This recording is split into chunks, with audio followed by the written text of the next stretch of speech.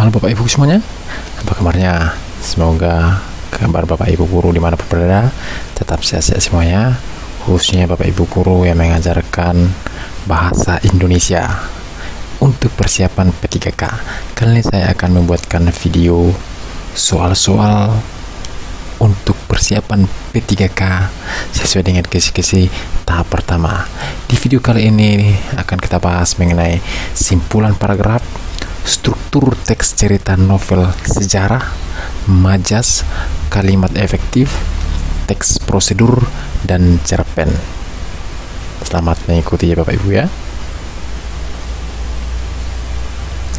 Kesimpulan paragraf adalah kesimpulan yang diambil dari sebuah paragraf atau merupakan inti dari paragraf itu.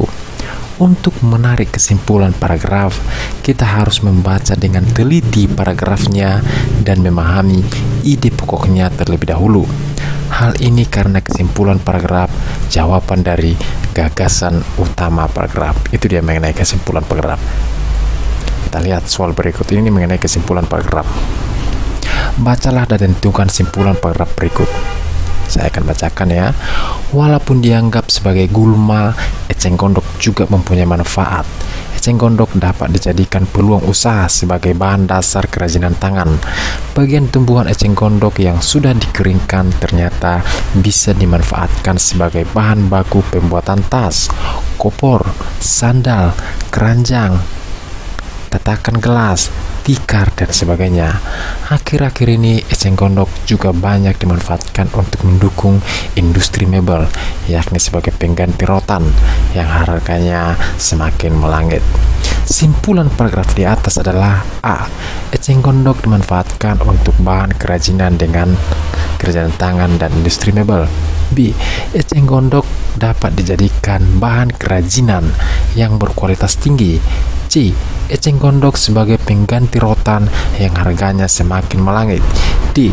Eceng gondok dibuat tas, kopor, sandal, keranjang, tatakan gelas, dan tikar.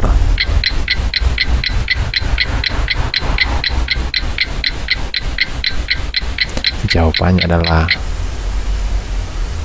A. Eceng gondok dimanfaatkan untuk bahan kerajinan tangan dan industri mebel. Itu dah simpulan paragrafnya ya Bapak Ibu. Kita lanjut lagi.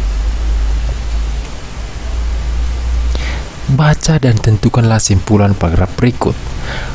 Permainan sepak bola menuntut kemampuan teknik dasar yang baik. Teknik dasar ini merupakan kemampuan dasar yang harus dimiliki pemain agar dapat mengembangkan kemampuan dan keahlian lebih lanjut. Penguasaan teknik dasar yang baik akan memberikan sungguhan permainan sepak bola yang menarik. Simpulan paragraf di atas adalah A. Teknik dasar dalam permainan sepak bola. B. Permainan sepak bola menuntut kemampuan teknik dasar yang baik supaya menyuguhkan permainan yang menarik. C. Teknik dasar harus dimiliki pemain agar mampu mengembangkan kemampuan dan keahliannya. D. Permainan sepak bola harus disungguhkan secara menarik.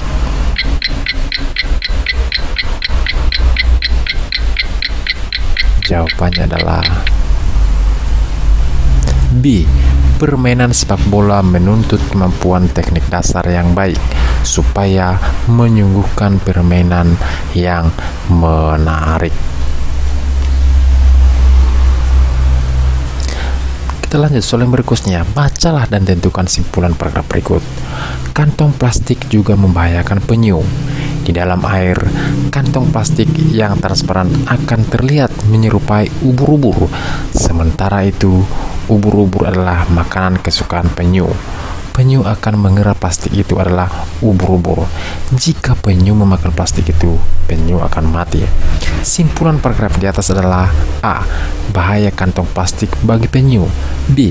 Plastik transparan di laut membahayakan penyu karena bisa dikira makanannya. C. Penyu sangat suka makan ubur-ubur. D.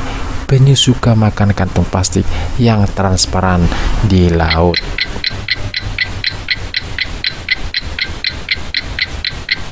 Jawabannya adalah B. Plastik transparan di laut membahayakan penyu karena bisa dikira makanannya. Itu dia simpulan paragrafnya. Kita lanjut lagi. Ya, materinya mengenai teks cerita sejarah. Saya akan bahas dulu mengenai teks cerita sejarah ya Bapak Ibu. Teks cerita sejarah adalah sebuah teks yang di dalamnya menceritakan atau menjelaskan suatu fakta dan peristiwa yang terjadi di masa lalu, yang menjadi latar belakang atau asal muasal terjadinya sesuatu yang mana kejadian tersebut memiliki nilai sejarah. Struktur teks cerita sejarah, orientasi, merupakan bagian pengenalan atau pembuka dari teks cerita sejarah. Urutan peristiwa merupakan rekaman peristiwa sejarah yang terjadi, yang biasanya disampaikan dalam urutan kronologis. Reorientasi berisi komentar pribadi penulis tentang peristiwa atau kejadian sejarah yang diceritakan. Bagian ini merupakan tahapan yang bersifat pilihan. Artinya, boleh saja bagian ini tidak disajikan oleh penulis teks cerita sejarah. Itu dia mengenai teks cerita sejarah ya Bapak Ibu. Kita lanjut mengenai soal teks cerita sejarah. Yang pertama, berikut ini yang bukan merupakan jenis teks sejarah fiksi atau rekayasa adalah: A. Legenda, B. Mitos, C. Rekaman atau cerita perjalanan, D. Novel, E. Autobiografi.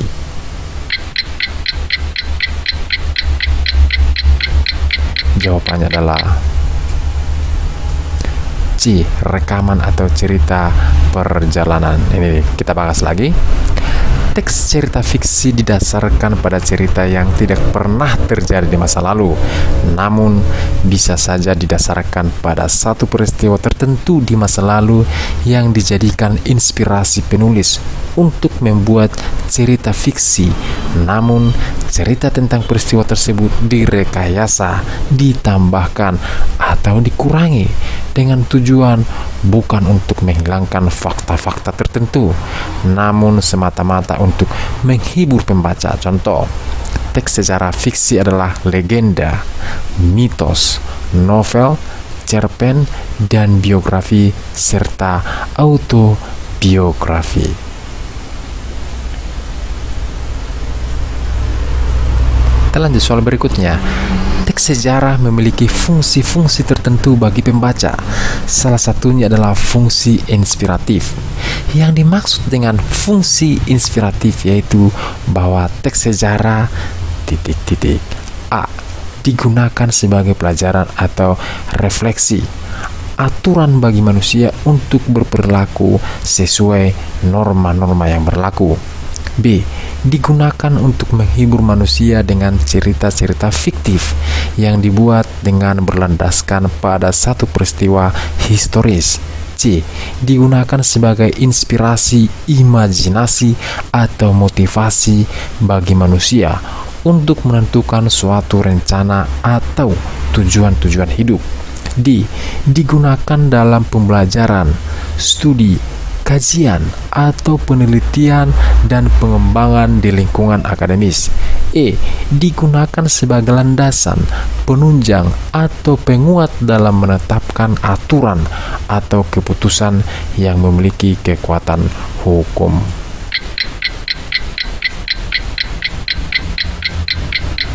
Jawabannya adalah C. Digunakan sebagai inspirasi, imajinasi, atau motivasi bagi manusia untuk menentukan suatu rencana atau tujuan-tujuan hidup. Kita lihat pembahasannya. Teks sejarah memiliki fungsi inspiratif, yaitu digunakan sebagai inspirasi, imajinasi, atau motivasi bagi manusia untuk menentukan suatu rencana atau tujuan-tujuan hidup. Itu dia teks sejarah, fungsi daripada teks sejarah. Kita lanjut yang berikutnya. Teks sejarah menggunakan kalimat simpleks atau kalimat kompleks sebagai unsur atau ciri kebahasaannya. Contoh dari kalimat kompleks adalah sebagai berikut. Kecuali A. Adolf Hitler bersekutu dengan Jepang dan Italia dan melakukan serangan-serangan besar-besaran untuk memenangkan perang melawan sekutu. B. Donald Trump mengalahkan Hillary Clinton dalam pemilihan Presiden Amerika Serikat tahun 2016. C. Kerajaan Kutai adalah kerajaan Hindu pertama di Indonesia, sedangkan kerajaan Sriwijaya adalah kerajaan Buddha pertama di Indonesia. D. Setelah memimpin pemberontakan dengan membunuh para kiai dan santri di Madiun, Musso, pemimpin PKI akhirnya ditangkap. E. Josephat memerintahkan pasukannya untuk mundur, tetapi perintahnya tidak digubris oleh anak buahnya.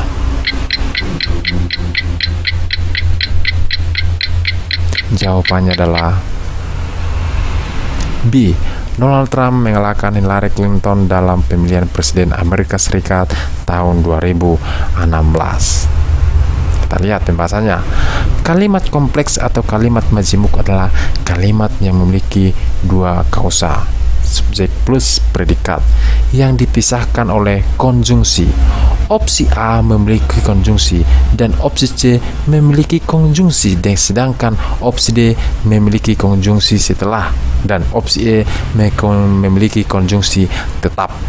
Itu dia pembahasannya mengenai kalimat kompleks. Kita bahas lagi mengenai majas. Majas adalah salah satu bentuk gaya bahasa untuk mendapatkan suasana dalam sebuah kalimat agar semakin hidup. Mudahnya bisa kita pahami bahwa majas itu bisa menjadi ungkapan yang bisa menghidupkan suatu kalimat. Majas melakukan penyimpangan dari makna dari suatu kata yang biasa digunakan. Contohnya, tangan kanan. Tangan kanan jika dilihat dari makna sebenarnya ialah anggota tubuh manusia, namun dalam kalimat dia termasuk tangan kanan Pak Budi. Maka makna anggota tubuh pun hilang. Makna tangan kanan berubah menjadi orang kepercayaan. Kita lihat soal berikutnya mengenai majas. Hitam sekali penghidupan perempuan bangsa kita di masa silam. Lebih hitam, lebih kelam dari malam yang gelap. Perempuan bukan manusia seperti laki-laki yang mempunyai pikiran dan pemandangan sendiri, yang mempunyai hidup sendiri. Perempuan hanya hamba sahaya. Perempuan hanya budak yang harus bekerja dan melahirkan anak bagi laki-laki dengan tiada memiliki hak. Setinggi-tingginya ia menjadi perhiasan, menjadi permainan yang dimuliakan sebagai selagi disukai, tetapi dibuang dan ditukar apabila telah kabur cahayanya, telah hilang sarenya.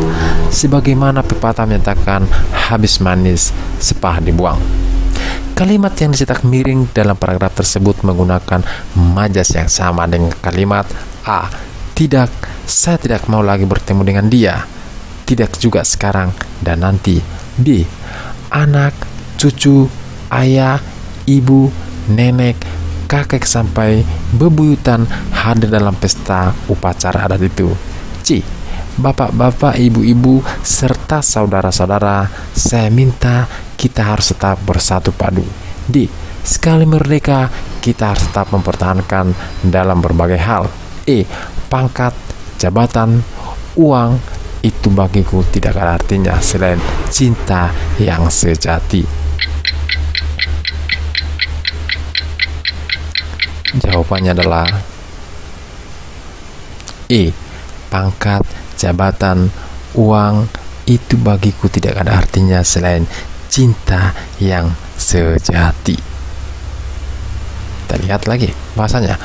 Majas merupakan bahasa yang digunakan penyair untuk mengatakan sesuatu dengan penyiasan. Salah satu majas yang mungkin digunakan penyair di dalam puisinya adalah majas personifikasi, yakni majas yang menggambarkan benda, binatang, atau makhluk lainnya dengan perilaku seperti manusia. Kalimat yang dicetak miring dalam paragraf tersebut, hitam sekali penghidupan perempuan bangsa kita di masa silam. Lebih hitam, lebih kelam dari malam yang gelap. Menggunakan majas yang sama dengan kalimat pangkat, jabatan, uang itu bagiku tidak ada artinya selain cinta yang sejati. Itu dia pembahasannya Bapak Ibu. Kita lanjut soal berikutnya. Kata-kata si pegawai itu memberondong cepat bagiku peluru yang mendesing, memerahkan daun telinga laki-laki kurus itu. Biji mata laki-laki itu melotot berputar-putar cepat seolah-olah ... Majas yang tepat untuk melengkapi teks tersebut adalah A. Hendak menatap anaknya dengan kasih sayang. B. Mati memalingkan pemandangan bagiku. C. Mati melihat seseorang dengan jelas. D. Hendak mengawasi gerakan temannya. E. Hendak melompat keluar dari kedua matanya. Jawabannya adalah E. Hendak melompat keluar dari kedua matanya. Kita lanjut soal yang berikutnya. Walaupun tiap hari berpeluh keringat, tak sedikit pun Fahri mengeluh. Semangatnya keras bagaikan baja. Kalimat kedua paragraf di atas mengandung majas A. Metafora, B. Asosiasi, C. Personifikasi, D. Metonimia, E. Sinekdoke.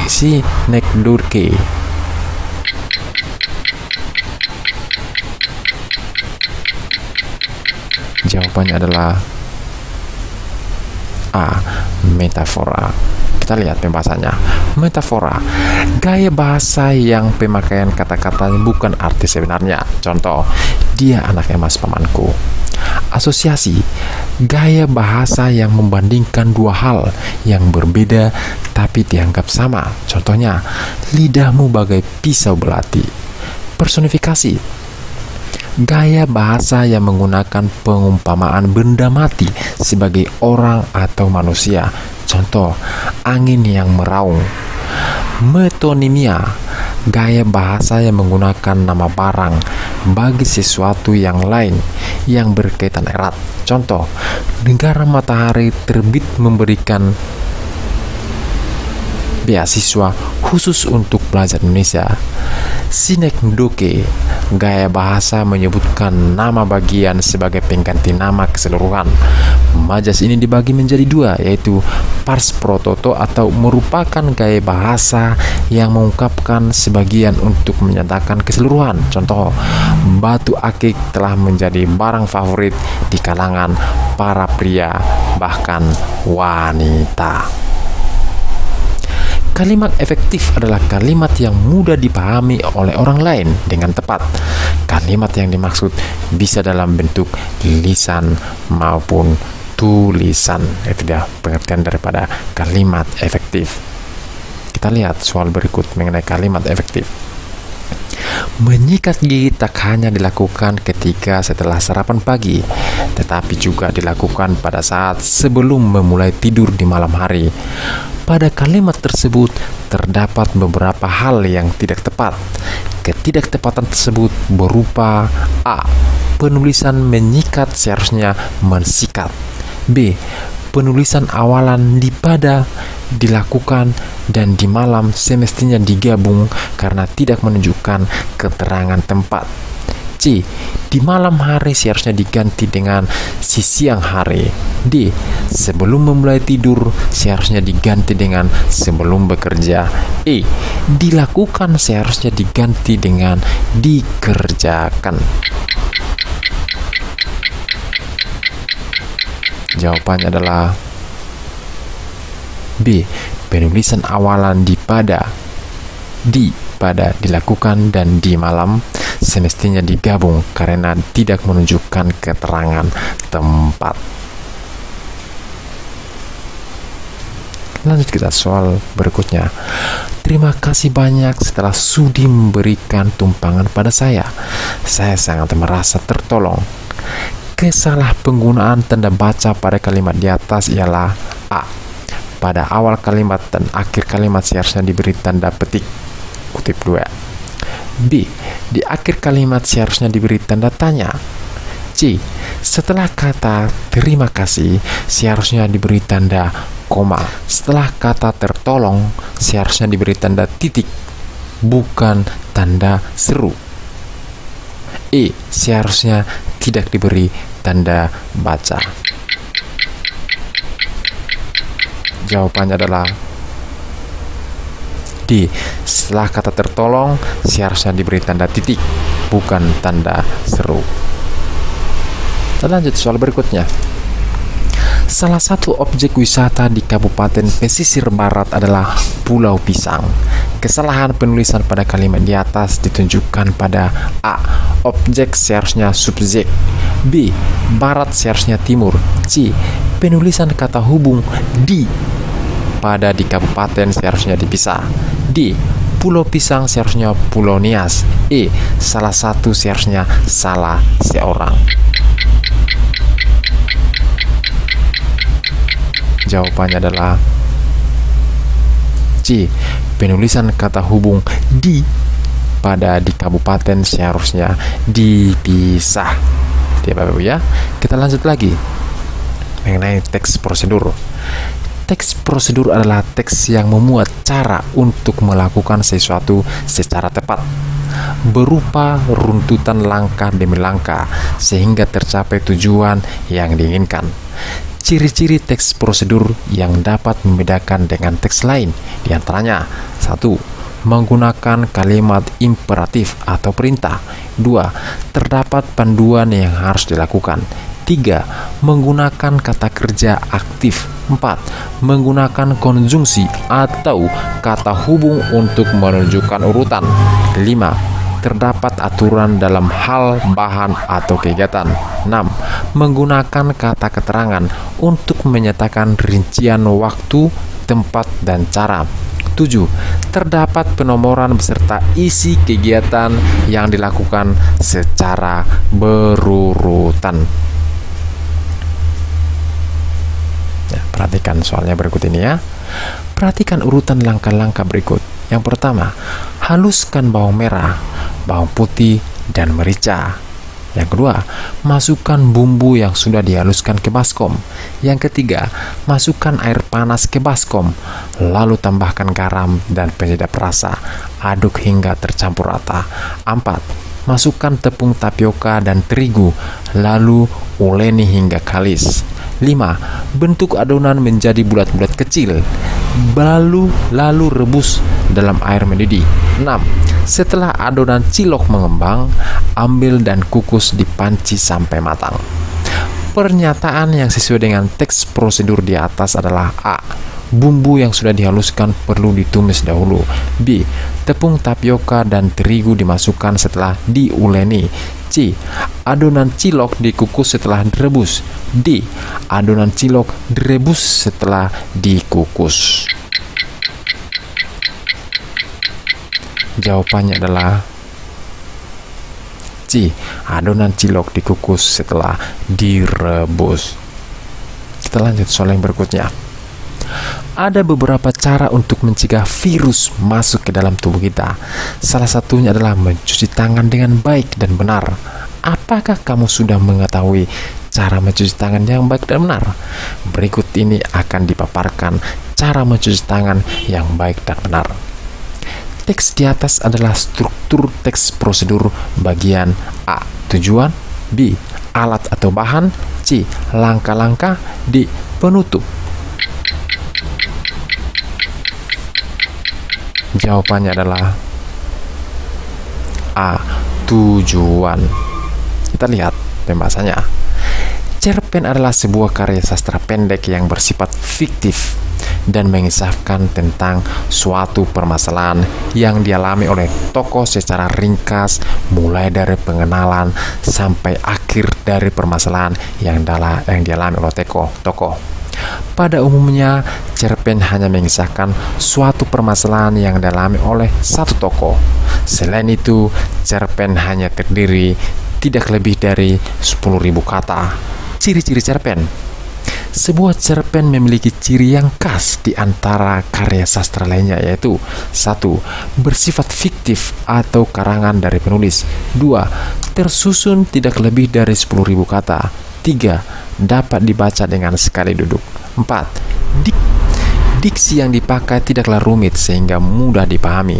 6. Memiliki alur tunggal atau satu jalan peristiwa. 6. Biasanya ditulis berdasarkan peristiwa dalam kehidupan. Memiliki pesan moral yang terkandung. Ya, kita lihat soal berikutnya. Hanya itu alasan Mama melarang Anissa menikah dengan Handoko.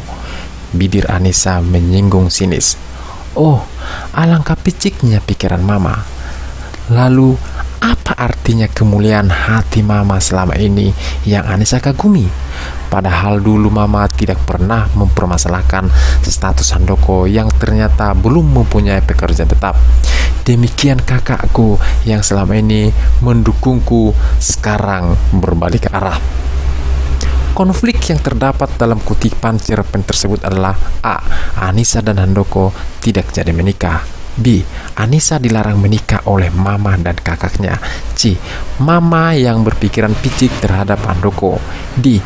Keinginan Mama agar Anissa hidup bahagia. E. Kakak tidak mendukung pernikahan Anissa dengan Handoko. Jawabannya adalah B. Anissa dilarang menikah oleh Mama dan kakaknya. Kita lanjut soal berikutnya, nomor 16. Yang pertama, Khalid Gibran dilahirkan dalam lingkungan sebuah keluarga miskin pada 6 Desember 1883 di Bisari, sebuah kota kecil di Lebanon Utara yang terletak di kaki gunung yang dianggap suci, Pegunungan Cedar atau Jabal Al-Ar. Yang kedua, keluarga Gibran adalah penganut agama Kristen Maronit, suatu mazhab yang bernaung dalam lingkungan gereja Katolik Roma. Yang ketiga, ayahnya seorang yang gagah dan tegar, tetapi pecandu arak dan judi sehingga membuat keluarganya hidup dalam kesempitan. Yang keempat, ibunya Kamila Rahmi, anak seorang pendeta gereja Maronit Istifan Rahmi. Yang kelima, dari suaminya yang terdahulu, Ibu Gibran memperoleh satu anak, yaitu Boutros. Sementara dari ayah Gibran, ia memperoleh 3 anak, yaitu Gibran, Mariana, dan Sultana. Penggalan biografi di atas termasuk bagian A. Orientasi, B. Urutan peristiwa kehidupan tokoh, C. Reorientasi, D. Komplikasi, E. Pandangan penulis. Jawabannya adalah A. Orientasi. Ya, demikianlah soal-soal kompetensi teknis khusus guru bahasa Indonesia yang mencoba pelamaran P3K tahun ini. Semoga rezeki Bapak Ibu guru bagus-bagus semuanya ya, lulus tahap kedua dan ketiga ini. Salam sukses buat Bapak Ibu guru. Soal-soal yang saya buatkan sesuai dengan kisi-kisi tahap pertama. Jangan lupa tetap jaga kesehatan. Sekian dan terima kasih.